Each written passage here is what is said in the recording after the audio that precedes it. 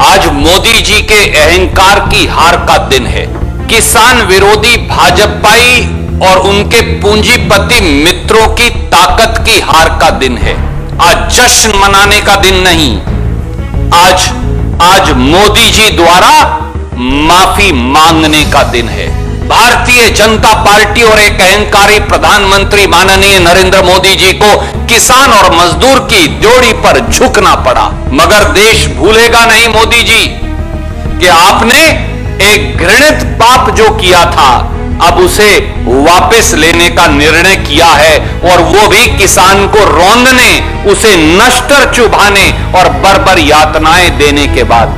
उन्हें आतंकी कहा गया, किसान को नक्सलवादी कहा गया, हमें किसान को गुंडा कहा गया, किसान को उग्रवादी कहा गया, किसान को आंदोलनजीवी कहा गया, और कुछ गोदी मीडिया के मित्र भी मोदी सरकार के इस प्रचार में शामिल हो गए।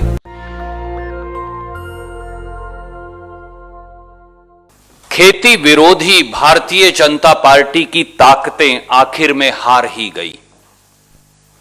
आज मोदी जी के अहंकार की हार का दिन है। आज किसान विरोधी भाजपाई और उनके पूंजीपति मित्रों की ताकत की हार का दिन है। आज खेत खलिहान पूंजीपतियों को बेचने के षड्यंत्र की हार का दिन है। और साथियों, आज किसान, मजदूर, मंडी मजदूर और दुकानदार की जीत का दिन है। आज उन 700 से अधिक किसानों की शहादत की जीत का दिन है जिन्होंने दिल्ली की सीमाओं के संयुक्त मोर्चा की।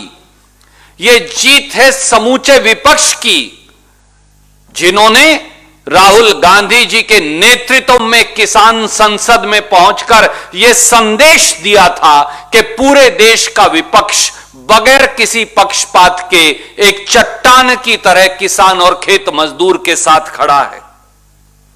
साथियों, आज जश्न मनाने का दिन नहीं, आज मोदी जी द्वारा माफी मांगने का दिन है।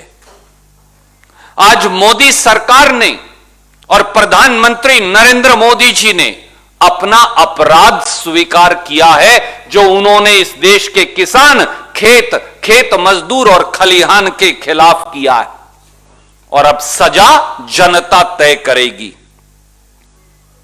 किसानों की आजीविका पर तलवार लटकाकर रखी गई।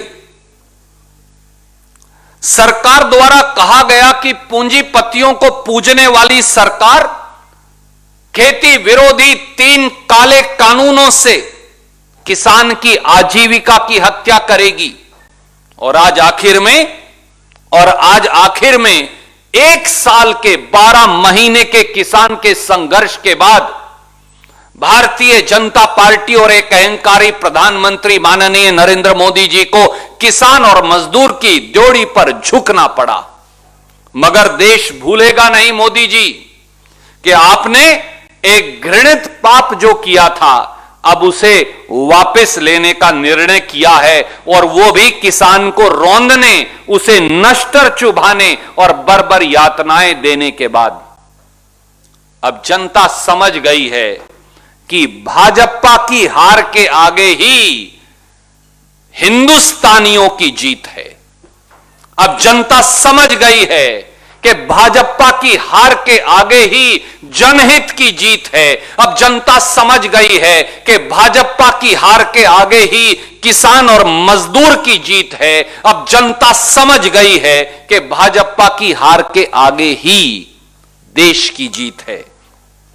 26 नवंबर 2020 से, जब से देश के 62 करोड़ किसानों ने 3 खेती विरोधी काले कानूनों के खिलाफ याचना लगाई थी, तब से मोदी सरकार यातनाएं दे रही है।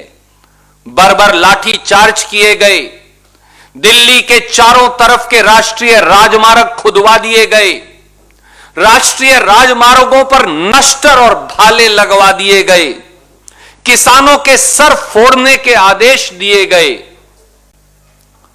उन्हें आतंकी कहा गया, किसान को नक्सलवादी कहा गया, हमें किसान को गुंडा कहा गया, किसान को उग्रवादी कहा गया, किसान को आंदोलनजीवी कहा गया।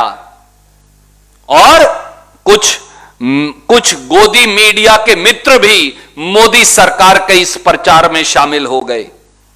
700 से अधिक किसानों को आत्महत्या के लिए मजबूर किया गया और लखीमपुर खीरी में तो देश के गृह राज्य मंत्री के बेटे और उनके सहयोगियों ने किसानों को अपनी जीपों के टायरों के नीचे रौंद दिया। पर मोदी सरकार ने आज अपना अपराध स्वीकार किया है। अब बारी है किसानों के साथ, मजदूरों के साथ, मेहनत कशों के साथ, इस देश का पेट पालने वाले लोगों के साथ मिलकर अपराध की सजा तय करने की, जो देश की जनता हर हाल में तय करेगी। जनता को अब एक अचूक अस्त्र मिल गया है सरकार को परास्त करने का। जितना श्रेय हमारे किसानों के आंदोलन को जाता है, हमारे किसान भाइयों को जाता है, वहां मोदी सरकार का 5 राज्यों में पंजाब से उत्तर प्रदेश तक हारने के डर को भी जाता है। अब जनता समझ गई है, इसीलिए मैंने कहा कि भाजपा की हार के आगे ही देश की जीत है। पिछले 7 सालों से लगातार मोदी जी और उनके मित्रों ने किसानों का दमन किया।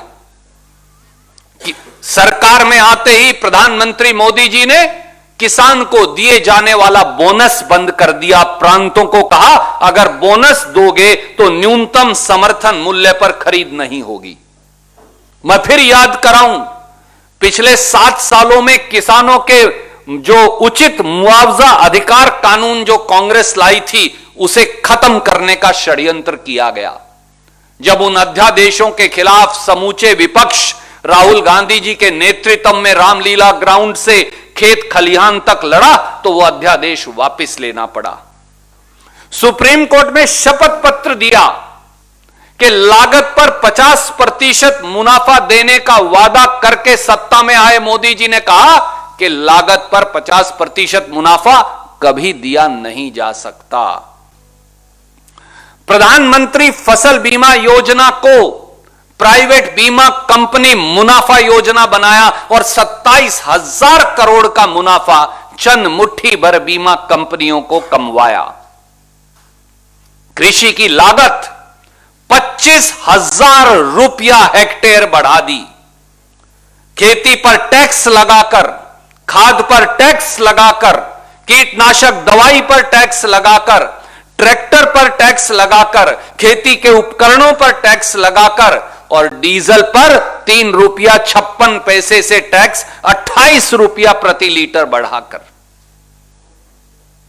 और आय दुगनी करने का वादे की बजाय किसान की आय 27 रुपया प्रतिदिन रह गई।